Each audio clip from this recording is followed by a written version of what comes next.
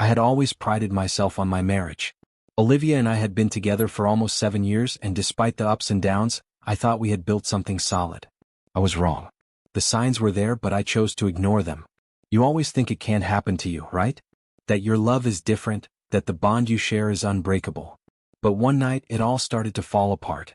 It wasn't anything big at first, just small, odd changes. Olivia began working late, more often than usual. It was always a last-minute project, or an urgent deadline. I was fine with that. After all, we both had demanding jobs. But then it became routine. She'd come home late, smelling of a perfume that wasn't hers. I didn't say anything at first, chalking it up to the pressure of work, but something in my gut told me it wasn't just that. One evening, I walked into the living room and found her scrolling through her phone. Nothing unusual about that, until I saw her type in a new passcode. A new passcode. For 7 years we had shared everything, including passwords. Now, without a word, she had changed it. "Hey," I said casually, trying not to show my suspicion. "New passcode?" She didn't even look up from her phone. "Yeah, work required more security," she mumbled like it was nothing. I felt a knot in my stomach, but I didn't push it. Not yet. But then things got worse. I noticed she was more distant, not just physically but emotionally. Conversations that used to flow easily between us now felt forced, shallow. She'd come home late, her eyes tired, and I started to wonder if she was lying about where she'd been. I wanted to confront her, to demand the truth, but I couldn't. Not without proof.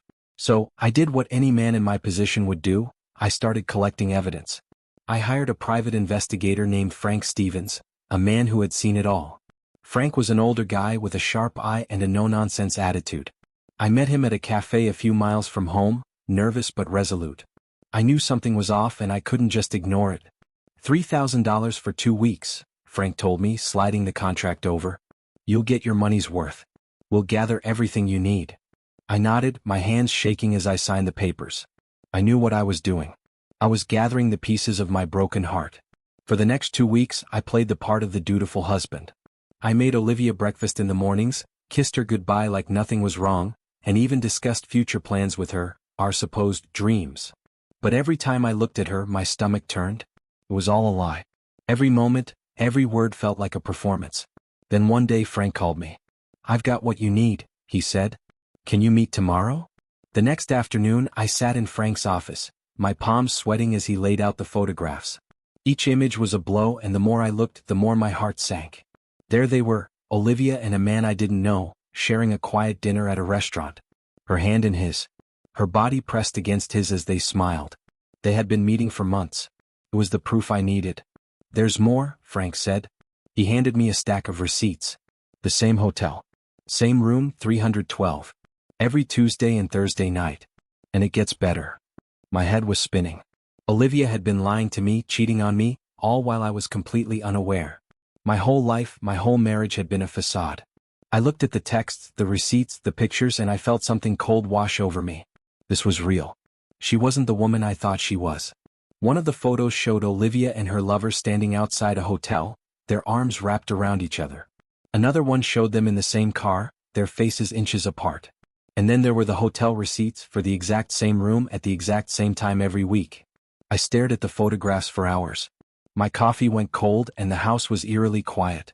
In that silence, something inside me snapped. I wasn't just going to let her get away with this. No, I had been too passive, too patient for too long. I made my decision. I wasn't going to Chicago like I had told her.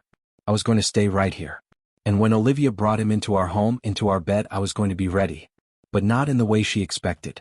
I spent the next few days in a haze of emotions. Anger. Betrayal. A strange numbness that followed me wherever I went. Olivia had no idea that I knew.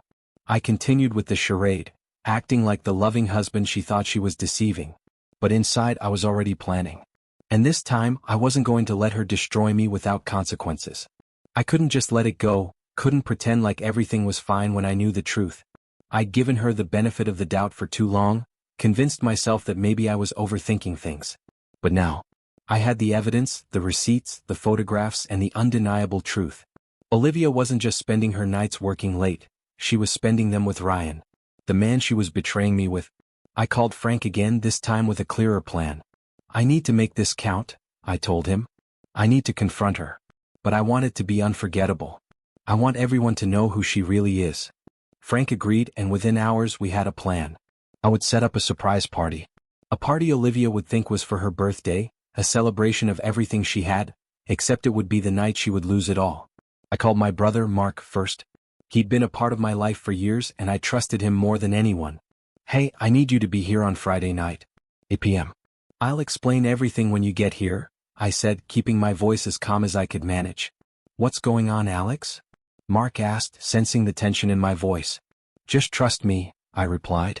"I need you there." I called a few more friends, people who knew Olivia and me, people who would never have imagined what I was about to do. Everyone I spoke to agreed to come, some of them confused, others eager to help, but all of them willing to stand by me. I told them to arrive early so they'd all be there before Olivia showed up. No one was to talk to her until the right moment. I needed them all in place. Then there was the hardest call, Olivia's parents, Ruth and Thomas. They were good people, the kind who always tried to see the best in everyone, including Olivia. But I had to make them understand what was really happening. "Hi, Ruth, Thomas. I'm planning a surprise party for Olivia on Friday night. I know it's a bit last minute, but I'd love for you both to come. It's at 8 p.m. "Our place," I said. "Of course. That sounds wonderful," Ruth replied enthusiastically. "She'll be so happy." I nearly choked on my own words. They had no idea what their daughter had been doing. But they were coming. And when the time came they would see the truth.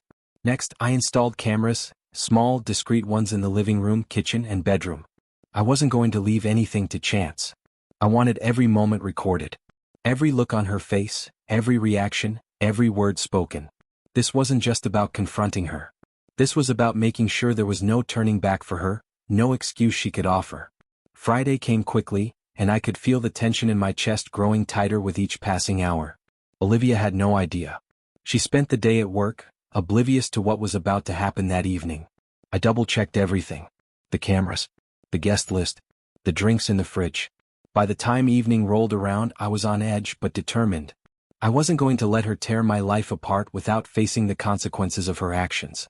When she texted me just before leaving work, sending a photo of herself at her desk, looking exhausted but excited for the weekend, I barely managed to reply with a simple, "Miss you, can't wait to see you tonight." I already knew where she was. She was out shopping for the night, preparing for her business trip she told me about earlier. I had checked her location. She wasn't at work. She was at a lingerie store picking out something to wear for Ryan. I shook my head as I typed the reply, trying to keep my mind clear. This wasn't about her lies anymore. This was about getting justice. And this was my moment. I set everything in motion. By 8:15 p.m., the living room was filled with confused faces. Friends and family gathered in silence, waiting for Olivia to arrive. Mark stood at the door, his eyes searching the room for any sign of what was coming. Ruth and Thomas had arrived, along with a few of Olivia's co-workers. The air was thick with anticipation, but no one knew exactly why they were there. The surprise would be revealed soon. At 8:40 p.m., Olivia's car finally pulled into the driveway. She walked in, cheerful and unsuspecting, her smile fading as she looked around. "Where's the party?" she asked, raising an eyebrow. "I thought it was supposed to be a surprise." "Oh, it is," I said calmly, my voice colder than I had intended. "It's just a surprise you didn't expect." She stood frozen for a second, her eyes scanning the room full of people. They were all silent, waiting for her to realize the truth. And then I did it. I walked upstairs, opened the door to the bedroom and tossed it wide open. Olivia and Ryan were in the bed we had shared for years. She screamed when she saw me, her face drained of color. Ryan scrambled for his pants, his eyes wide with shock. "Hey honey," I said with a cold smile, "I'm home early. And I brought some friends."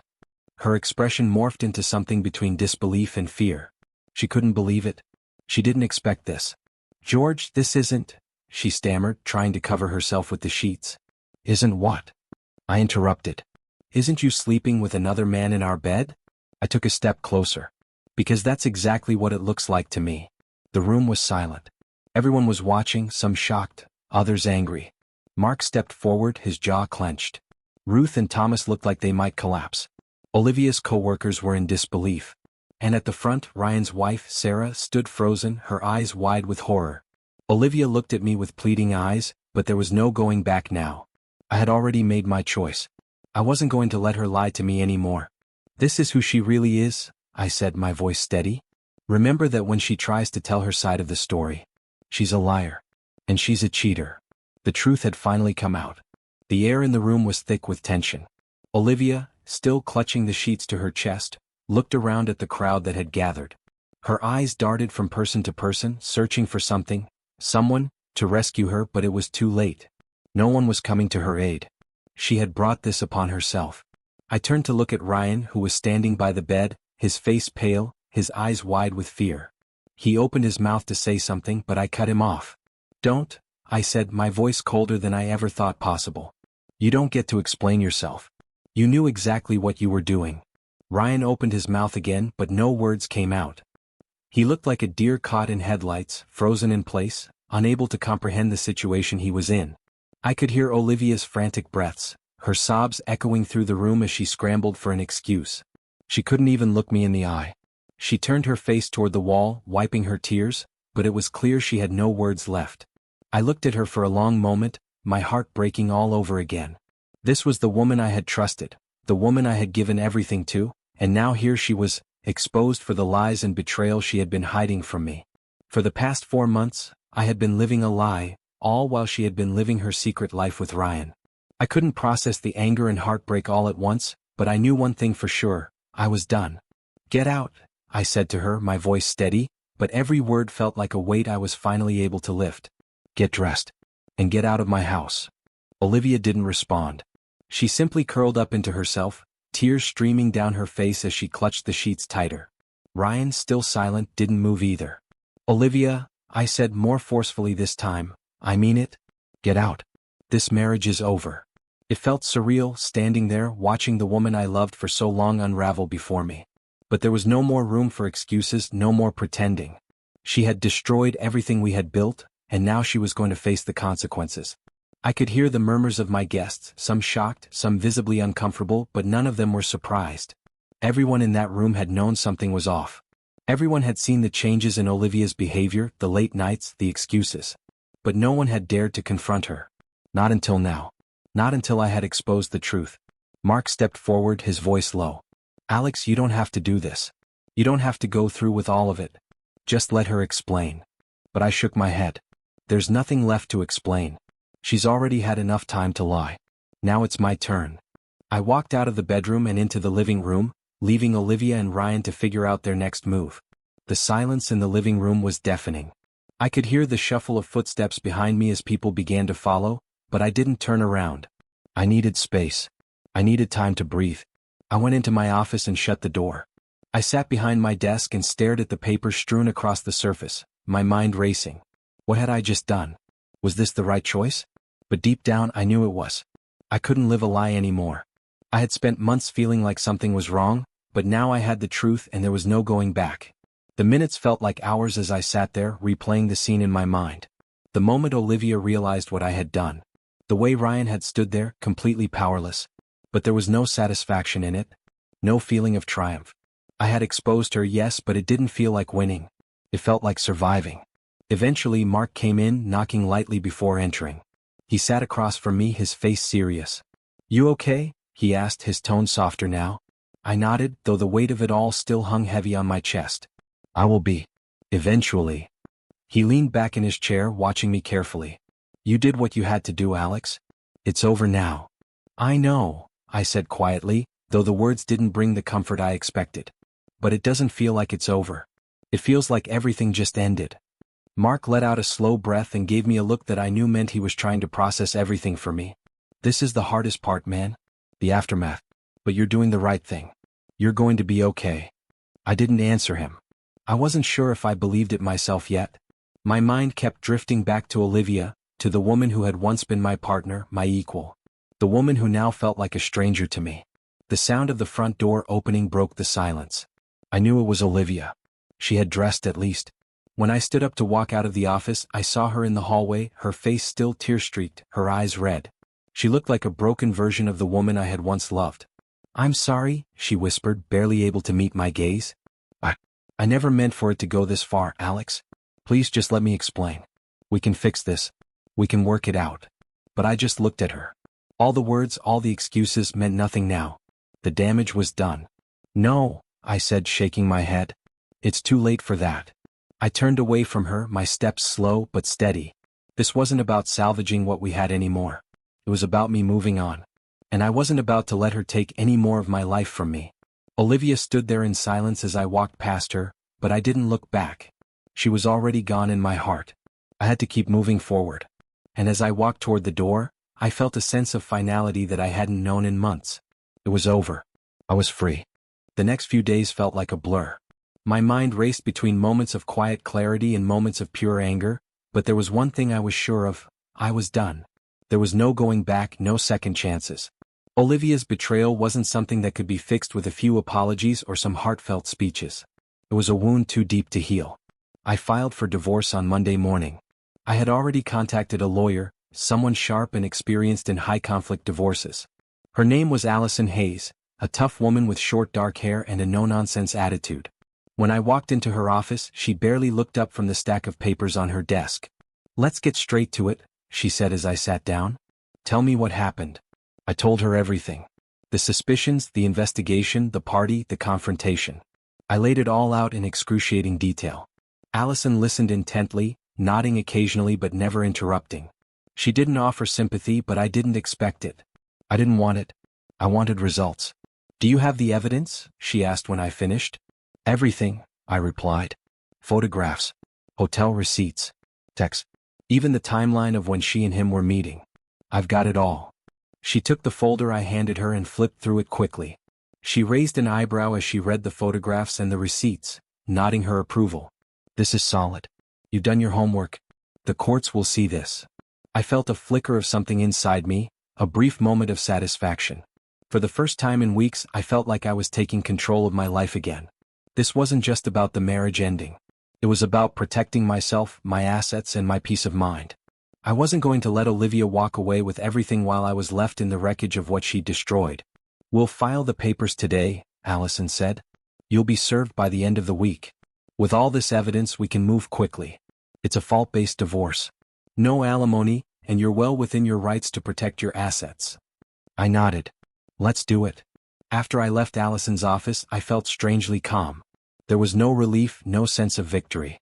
But there was something quiet inside me that said I was doing the right thing. That night, as I sat at home in the silence of the empty house, the weight of the situation hit me again. Olivia's things were still scattered around, clothes hanging in the closet, books in the living room, even her perfume still lingering in the bathroom. I didn't want to touch any of it. The memories, the good ones, felt poison now. I couldn't even look at them without feeling sick to my stomach. The next few days were a blur of legal meetings, paperwork, and long hours spent in my office trying to distract myself. But the loneliness was overwhelming. I would look at my phone, half expecting a message from Olivia, some desperate plea for forgiveness, but there was nothing. She had gone silent, likely hiding from the fallout, hoping it would all blow over. It didn't. Then came the moment I had been dreading, the day the papers were served. I was sitting at my desk working when I saw a text from Allison. "It's done. The papers were served to Olivia this morning. She knows. I suggest you stay clear of her for a while." I stared at the screen for a moment, the words sinking in. Olivia knew. The divorce was official. There was no going back. The next time I saw her was a few days later. She came by the house to pick up some of her things. It was early in the morning and I was getting ready to leave for work when I heard the knock on the door. I opened it, finding Olivia standing there, looking tired, her face pale and drawn. She had been crying, her eyes were red and her makeup was smudged. "I need to get my things," she said softly, her voice almost a whisper. I nodded, stepping aside to let her in. The tension between us was suffocating. She moved around the house, picking up random items, her clothes, her books, the few personal things she'd left behind. I watched her, my emotions still raw. "I'm sorry, Alex," she said, barely meeting my gaze. "I never meant for any of this to happen." I shook my head, my voice steady but firm. "You don't get to apologize anymore, Olivia. The truth is out. And this marriage is over. There's nothing left to fix." She paused for a moment as if trying to find the right words, but nothing came. I could see the desperation in her eyes, the same look I had seen 100 times before, when she tried to convince me everything was fine. But not this time. "You've made your choice," I said, my voice unwavering. "And now we both have to live with it." She didn't respond, just turned away, gathering the last of her things before walking out the door without another word. As I watched her drive away, something in me shifted. It wasn't anger anymore. It wasn't even betrayal. It was just emptiness. The person I had loved for years, the woman I had built a life with, was gone. But I was still here. And for the first time in months, I realized that I could breathe again. The weight had been lifted. It was over. The days after Olivia left were quieter than I expected. There was an eerie silence in the house, a stillness that seemed to hang in the air. For the first time in a long while, I was alone with my thoughts. At first it felt like a relief. No more lies. No more pretending. No more questions about where she had been or who she had been with. But then, as the days turned into weeks, the loneliness began to creep in. I would wake up in the morning, feeling the emptiness beside me in bed. There was no one to make breakfast for, no one to talk to about our plans for the future. The future that we had always talked about together was now just an empty void. I tried to distract myself. Work became my refuge. I buried myself in projects, spent long hours in front of my computer, and avoided any place or situation that might remind me of Olivia. But even that couldn't numb the emptiness that was growing inside me. I would catch myself, sitting at my desk, staring out the window, thinking about everything that had happened. I missed her. Or maybe I missed the idea of her, the person she used to be before everything fell apart. But that person was gone. The woman I had loved and trusted no longer existed. She had been replaced by someone who could lie without hesitation, someone who could betray me so easily. The memories of the good times we had, the moments when everything felt perfect, were now just painful reminders of what I had lost. It wasn't just the marriage I missed, it was the life we had built together. Our home, our friends, our plans for the future. I had always thought that we would grow old together, that we would face everything life threw at us as a team. But now all of that was gone and I was left to pick up the pieces. One afternoon as I sat in the living room, I heard my phone buzz on the coffee table. It was a text from Mark. I hadn't heard from him in a few days, and I had been avoiding most of my friends. It was hard to talk to them about what had happened even though I knew they meant well. "You doing okay, man?" the text read. I stared at it for a while, unsure of how to respond. I didn't want to admit that I wasn't okay. I didn't want to acknowledge the truth, that everything was falling apart inside me. But I couldn't ignore it anymore. I typed back, "I don't know. Some days are better than others." I stared at the screen waiting for a response. Mark was always the type to say the right thing, to offer comfort when it was needed most. A few seconds later my phone buzzed again. "I get it. You've been through a lot. But you can't keep going like this, man. You need to take care of yourself. Let me know if you need anything." His words stung, but in a way they were true. I had been pretending everything was fine, telling myself that I could handle it. But I couldn't. I had to face what had happened. I couldn't keep hiding from it. I set the phone down and leaned back against the couch, staring at the ceiling. The pain had dulled, but it was still there, lingering in the background of my mind. Every now and then, I would catch a glimpse of something that reminded me of Olivia. Something small, like the way her favorite coffee mug still sat on the kitchen counter, or the way her scarf was still hanging by the door. It was like she had never really left. But she had. And I had to learn how to live without her. A week later, I decided to take Mark up on his offer. I hadn't been out with friends in a while, and I knew it was time to try and reclaim some sense of normalcy. It wasn't going to be easy, but I had to try. We met at a local bar, a place we used to go to after work to unwind. It was a small, dimly lit spot, the kind of place where everyone knew your name and there was always a seat at the bar. When I walked in, Mark was already there, sitting at a table near the back. He waved when he saw me, a wide grin spreading across his face. "Hey man," he said as I sat down. "Glad you could make it." I smiled weakly. "Yeah, it's been a while."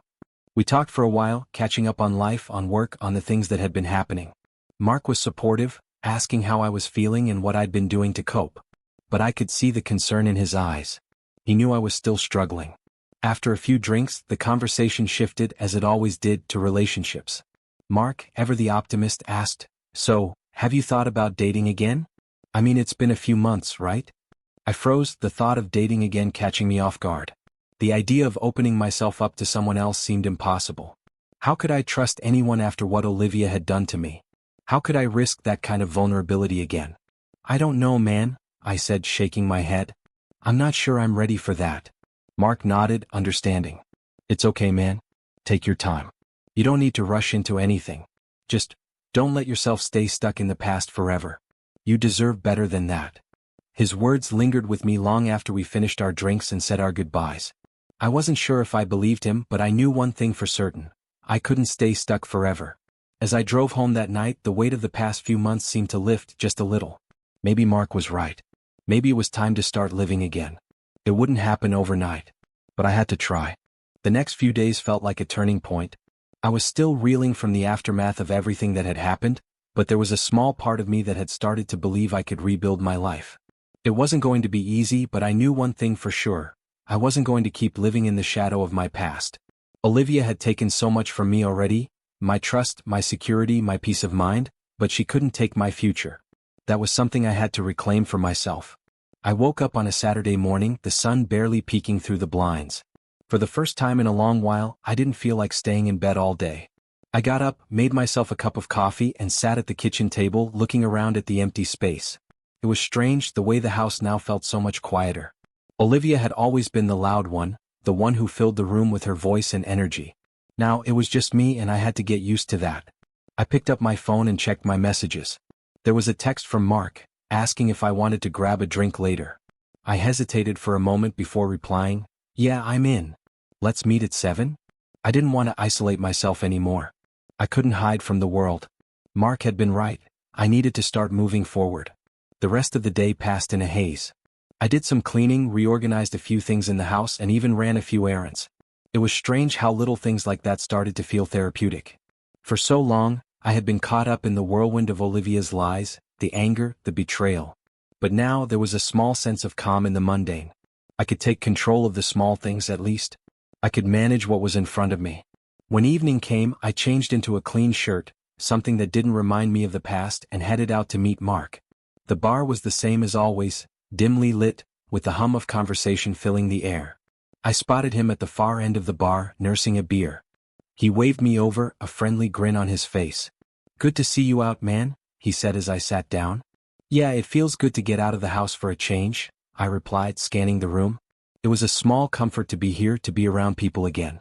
It was as though the outside world was slowly starting to feel normal again, even though my own world was anything but. We talked for a while about work, the bar scene, and even some of the crazy things that had happened in the past few weeks. Mark didn't bring up Olivia, and I was thankful for that. It wasn't that I didn't want to talk about it, it was just that I wasn't ready yet. There were still too many feelings swirling around, and I didn't want to dig into the wound that was still healing. Around 9 p.m., Mark leaned in a little closer. "Hey, I don't mean to push, but I've been thinking, maybe it's time to get back out there." I felt my chest tighten and I almost choked on my drink. "What do you mean?" I asked, my voice sounding harsher than I intended. "I don't know," Mark shrugged. "I mean, you've been through a lot. But you can't let one person ruin your chances with everyone else, right? You deserve to find someone who actually appreciates you, who won't tear you down. I'm not saying rush into anything, but maybe start putting yourself out there again." I took a deep breath, trying to process his words. He was right in a way. I couldn't let Olivia's betrayal define the rest of my life. I had to be open to the idea of moving on, even if it terrified me. The thought of dating again seemed overwhelming. The idea of trusting someone else seemed impossible. But maybe, just maybe, it was something I could work towards. One small step at a time. "I don't know," I said slowly, swirling the glass in front of me. "I guess I just don't know if I'm ready. I don't want to make the same mistakes again." Mark gave me a sympathetic look. "And you won't, man. But you won't know until you try. Just think about it, all right?" I nodded, although I wasn't sure if I could ever fully trust someone again. Olivia had shattered that part of me, the part that believed in love, in loyalty. It wasn't just the affair that hurt, it was everything that had come before it. The lies, the manipulations, the trust one had placed in her, and how she had casually thrown it all away. How could I trust anyone again after that? But I couldn't stay stuck in that mindset forever. I couldn't let the bitterness consume me. I had to find a way to move forward, even if it was just a little at a time. The night ended with Mark dropping me off at home, a few drinks in my system, but nothing that clouded my thoughts. As I walked into the empty house, the silence felt less oppressive than it had before. Maybe it was the alcohol, or maybe it was the conversation with Mark, but for the first time in a while, I felt like I could breathe without the weight of the past crushing me. I went upstairs to my room and sat on the edge of the bed. The emptiness was still there, still pressing down on me, but it didn't feel quite as heavy as it had earlier. I wasn't ready to forget everything that had happened, and I didn't know if I'd ever fully heal. But I knew one thing, I couldn't keep holding on to the pain. If I did, it would destroy me. I closed my eyes and took a deep breath. I wasn't going to rush into anything. But I wasn't going to let my past define me either. I was going to take control of my life again. And whatever that meant, I was ready to face it. The weeks that followed were a series of small victories and painful setbacks. I focused on getting my life back on track.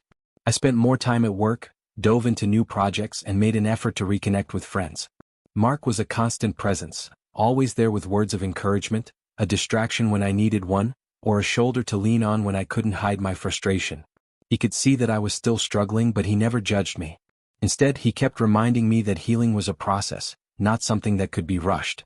I still didn't feel ready to jump back into dating. It wasn't that I didn't want to. Mark's words had planted a seed in my mind, but I wasn't sure I could trust someone else, not after everything that had happened with Olivia. How could I give my heart to someone when I didn't even know if I could trust myself to love again? But one evening, about 6 weeks after Olivia left, my phone buzzed on the counter. It was a text from an unknown number. "Hi, is this Alex Turner? My name is Jessica. We met a while ago at a mutual friend's event. I hope you don't mind me reaching out. I've been thinking about you lately and wanted to see if you'd like to grab coffee sometime." I stared at the screen for a long moment, my heart racing. The name Jessica didn't ring any bells at first. But then I remembered. She was a friend of a friend, someone I had met briefly a few months ago at a small get-together. We had talked for a little while, exchanged numbers, but I hadn't heard from her since. At first I was hesitant. Why was she reaching out now? Was I ready to even think about starting something new with someone else? The doubts crept in quickly. But at the same time, there was a part of me that was curious, that felt a strange pull. Maybe it wasn't such a bad idea after all. Maybe I needed to take a small step forward. "Hey Jessica, it's good to hear from you. Coffee sounds nice. How about Saturday afternoon?"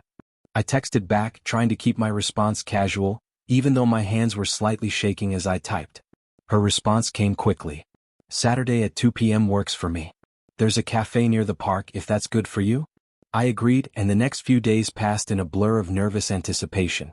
I hadn't met anyone new since Olivia, and the thought of facing the possibility of opening up again was both exciting and terrifying. I tried to keep my expectations low, telling myself that this was just coffee, just a conversation. Nothing more. Saturday afternoon arrived, and I drove to the cafe, a small, cozy spot with a few tables tucked under leafy trees outside. It was the kind of place I liked, quiet, peaceful. As I parked, I saw Jessica sitting at a table near the window, sipping from a cup. She waved when she saw me, a warm smile on her face. She looked relaxed, comfortable, nothing like the overwhelming nerves I felt. "Hi Alex," she greeted me, standing up as I walked over. "I'm so glad you came. It's been a while since we've had a chance to catch up." "Yeah, it's been a few months," I said, sitting down across from her. I felt awkward, unsure of how to act. I didn't want to come across as distant, but I wasn't exactly sure how to be around someone new. She picked up her coffee, taking a sip before continuing. "I've thought about our conversation that night," she said softly, looking at me with a thoughtful expression. "You seemed like you were going through a lot back then. I wasn't sure if I should reach out, but I figured if you're okay with it, we could just catch up, see where things go." I paused, feeling a weight in my chest. I knew exactly what she was referring to, the night we'd met at the party, the night I had shared some of the pain I was dealing with, though not the full extent of it. I'd barely scratched the surface with her back then. But here she was now, offering an open door, a chance for something new. "I'm still figuring things out," I said, my voice quiet but honest. "I'm not really in the best place for a relationship, but I don't mind talking. We could use this as just getting to know each other again. No pressure." She nodded, her eyes kind and understanding. "I get it. No expectations, just two people having a conversation." The tension in my chest eased a little. This wasn't a date. It wasn't an interrogation. It was just a conversation between two people who had once met and who now had a chance to see where things could go.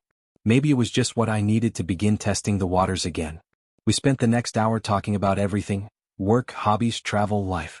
It felt surprisingly easy, like we were old friends reconnecting after a long absence. Jessica was thoughtful and funny, and there was an energy between us that I hadn't expected.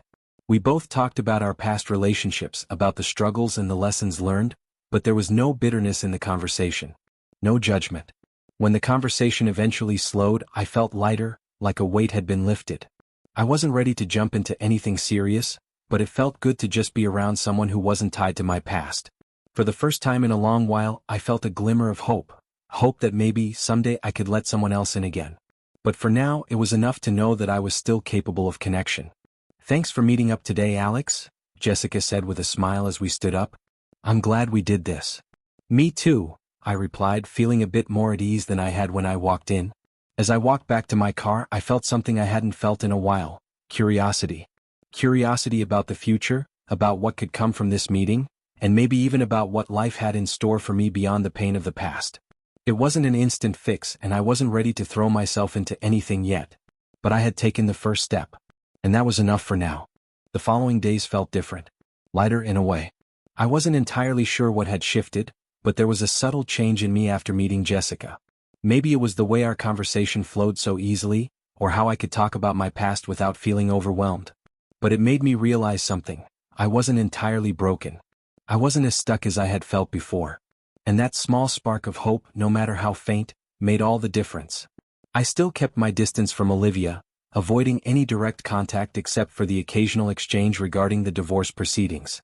She tried calling a few times, but I didn't pick up. I wasn't ready to hear her excuses or her apologies.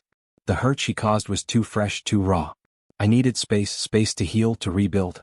But every day felt like a new challenge. There were moments of loneliness, of course, especially at night when the house felt emptier than usual. The quiet was almost deafening at times. But I was beginning to find peace in that silence. It was mine now. A silence I could shape, a life I could mold from the wreckage of my past. Mark continued to be a rock for me. Every week we met up for drinks or went out for dinner, and I was starting to feel like myself again. Slowly, I was pulling out of the fog Olivia had left me in, though I wasn't sure if I could ever truly forget what had happened. The scars would always remain. But I didn't have to carry them alone anymore. One evening, about 2 weeks after that first coffee with Jessica, I decided to text her. I didn't know if she was expecting to hear from me, but I wanted to see if she was interested in getting together again. The thought of moving forward, even in small ways, felt right. Hey Jessica. Hope your week's been good. Want to grab dinner this weekend? Maybe try that new Italian place downtown? I typed, staring at the screen, uncertain of the response I might get. It took a while for her to reply, and in that time my mind began to race. Had I moved too quickly? Was I reading too much into our first meeting? Maybe I wasn't ready. Maybe I should have waited longer. But then my phone buzzed with a new message. Hi Alex. I'd love to. Saturday night sounds perfect. I've heard great things about that place. Can't wait to catch up again. I felt a wave of relief wash over me. It wasn't a rejection. In fact, it felt like an invitation, a step forward. Maybe I wasn't ready to dive into a relationship, but I could explore the possibility of getting to know someone new without rushing into anything. Saturday night rolled around quickly, and I found myself standing in front of the restaurant, my hands nervously adjusting my shirt for the 10th time. When Jessica arrived, she looked effortlessly elegant, her dark hair pulled back in a simple bun, wearing a casual yet stylish dress. She greeted me with a warm smile, and for a moment, it felt like time had slowed down. Hey Alex. Looking sharp, she said, her voice light, playful. You clean up well. I chuckled, trying to mask the nervousness in my voice. Thanks. You look amazing. We walked inside together, and as we were seated, the conversation flowed easily again. We talked about the restaurant, our favorite types of food, and even some lighthearted stories from our workdays. It felt refreshing, like I wasn't carrying the weight of my past anymore. There was a new energy between us, and it felt easy, natural. Dinner came and went, the food delicious, the conversation deeper than it had been at coffee. We even laughed at the awkward moments that inevitably arose, like when I accidentally knocked over my glass of wine. But it was okay. It was real. And that was enough for me. By the time dessert came, I found myself thinking about how much had changed in such a short amount of time. I wasn't the same person I had been months ago. I'd been shattered, betrayed, and left to pick up the pieces, but I had done it. I had rebuilt myself, piece by piece. I had taken control of my life again, and now, sitting here with Jessica, I realized that the future was no longer a terrifying unknown. It was an open possibility. As we finished dessert, Jessica leaned in slightly, a glint of curiosity in her eyes. So, Alex, she said softly, what's next for you? What do you see for yourself now? The question caught me off guard. What did I see for myself?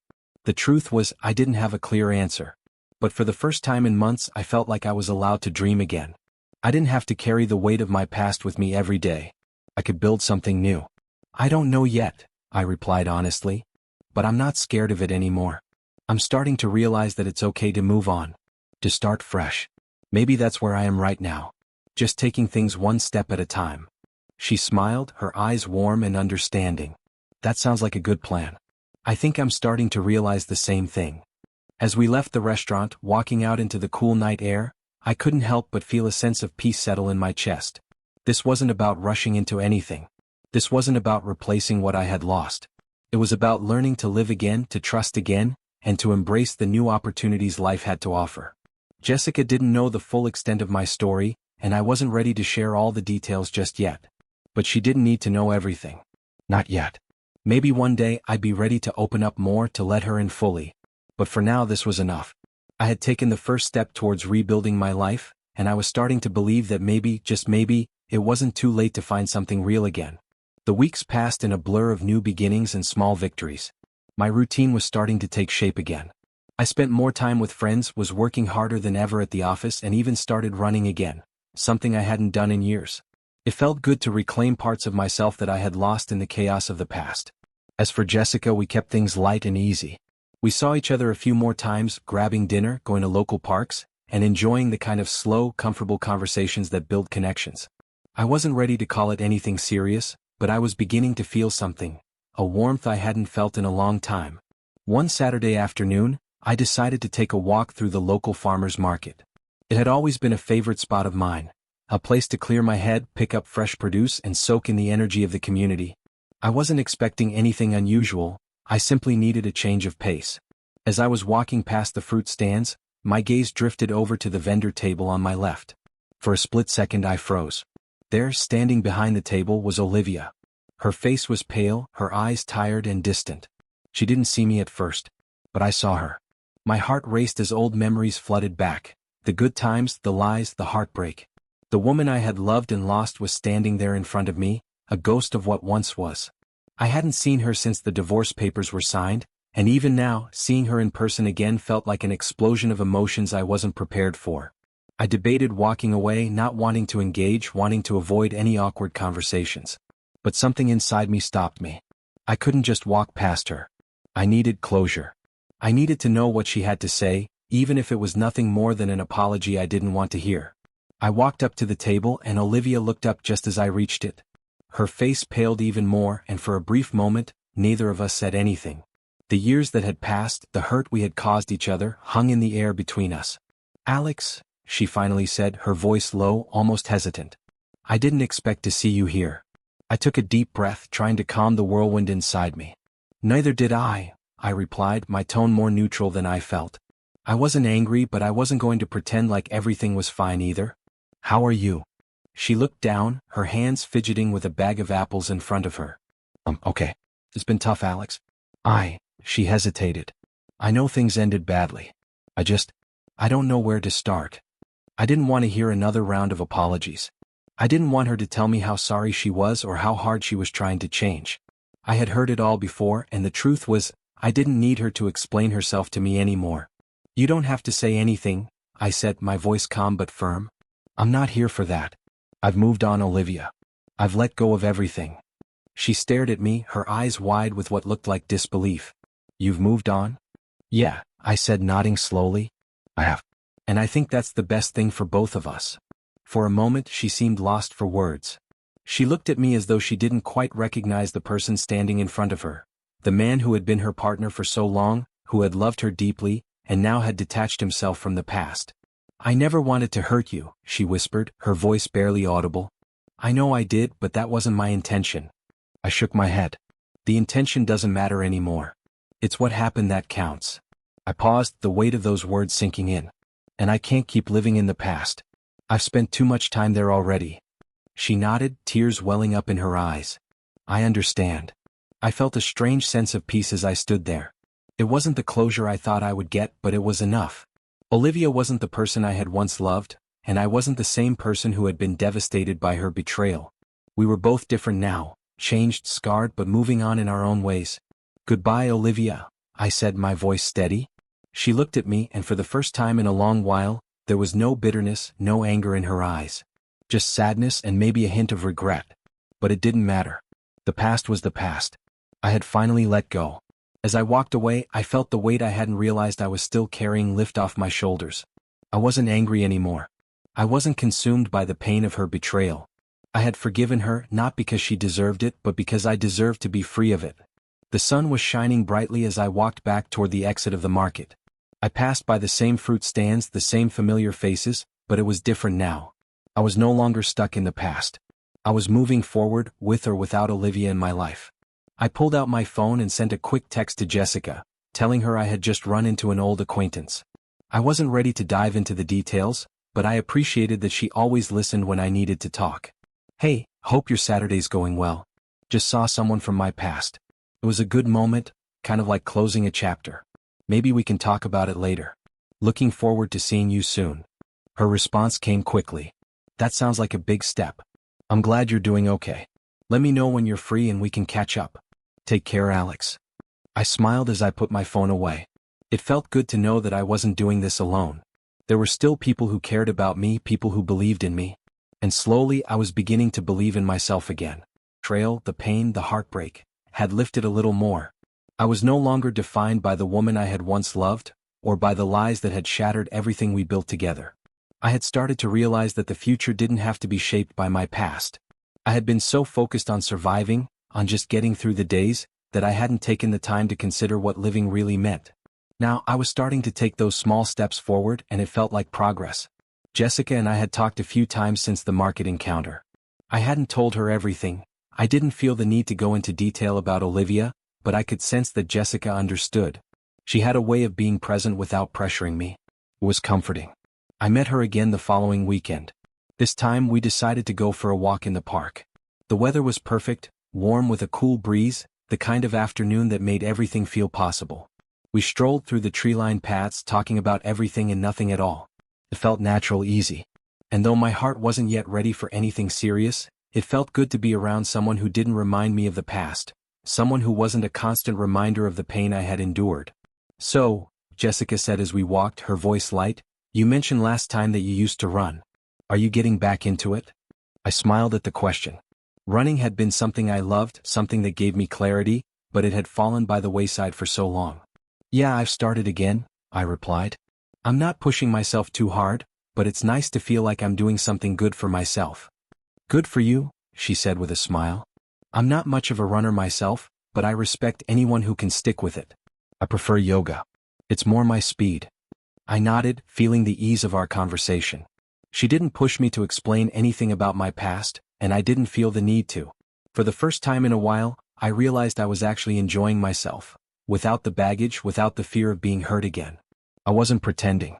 I wasn't faking happiness. I was simply present. As we walked, we passed a small coffee stand near the lake. The smell of freshly brewed coffee hung in the air, and I felt a sudden urge to stop. "Want to grab something warm?" I asked. "Sure," Jessica said with a grin. "I'll get the caramel latte if you're getting one. Deal?" "Deal?" I said, laughing. There was something sweet about how effortlessly we were connecting. It wasn't rushed. It wasn't forced. It just felt easy. We grabbed our drinks and sat by the water watching the ducks swim in the lake and people stroll by. It was a simple moment, but it was one I would have taken for granted in the past.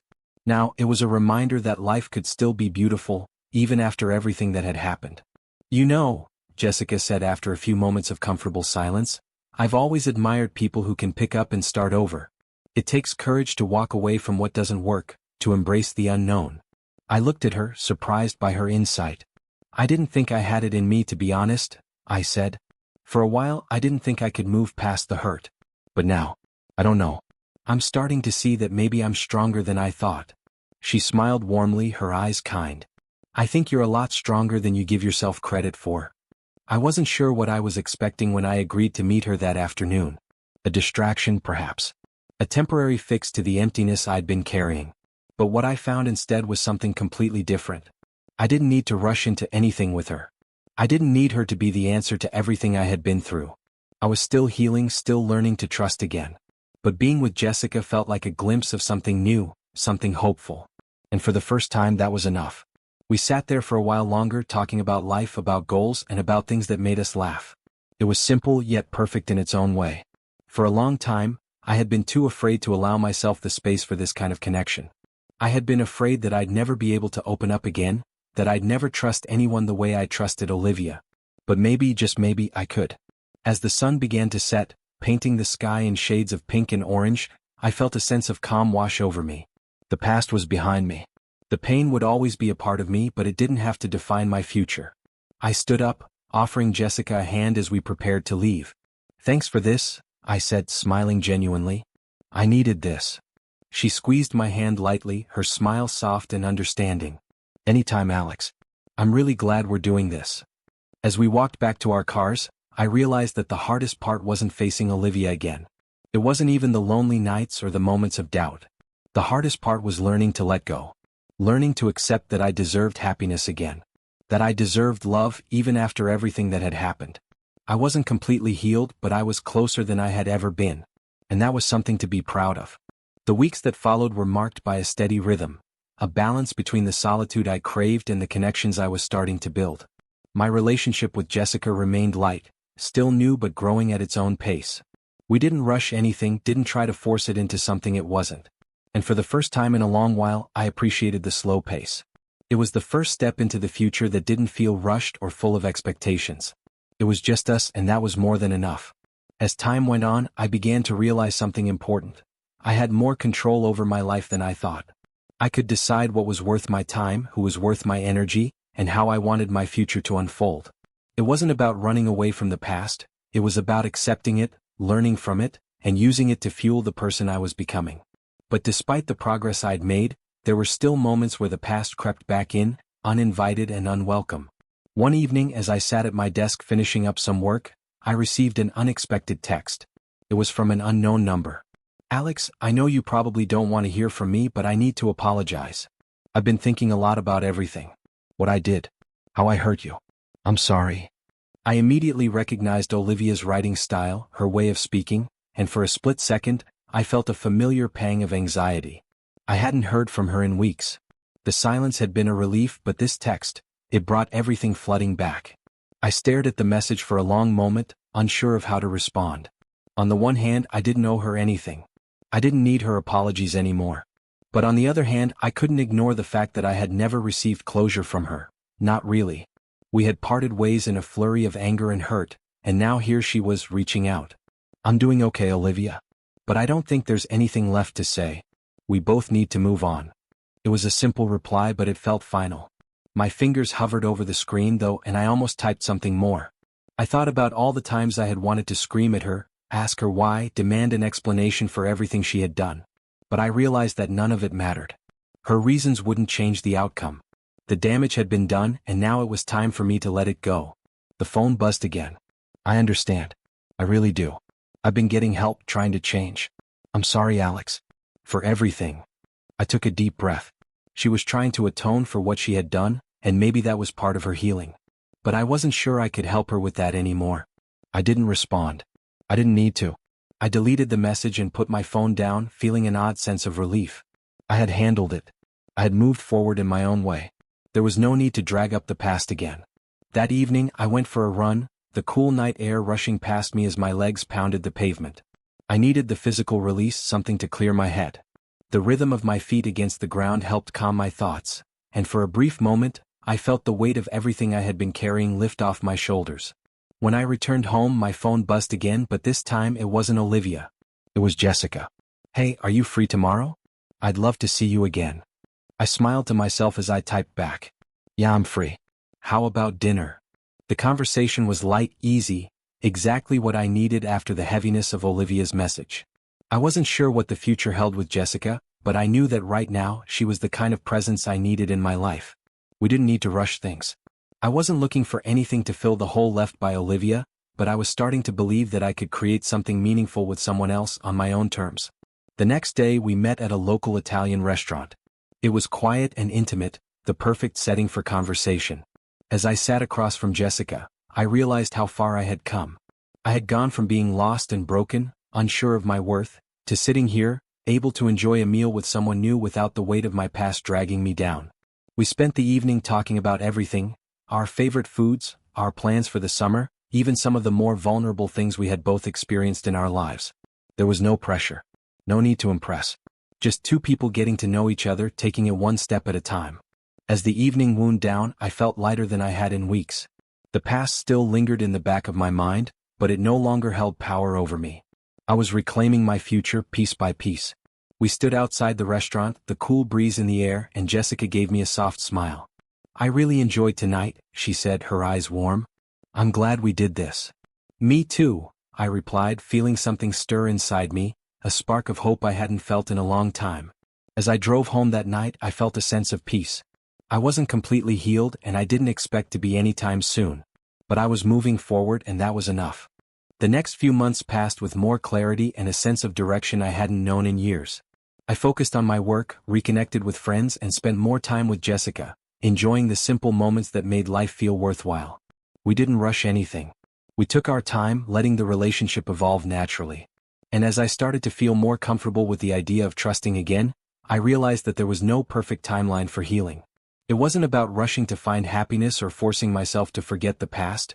It was about understanding that healing was a journey, not a destination. Olivia had reached out a few more times, but each time, I had remained firm in my decision to move on. I didn't hate her anymore. I didn't want revenge. I simply wanted peace. And I found that peace not in her apologies, but in the choices I was making for myself. I wasn't looking to replace the love I had once shared with Olivia. That love had been real and it had shaped who I was. But I was beginning to realize that the love I had for myself was just as important. The future no longer felt like a burden. It felt like a new beginning, one that I was ready to embrace with open arms.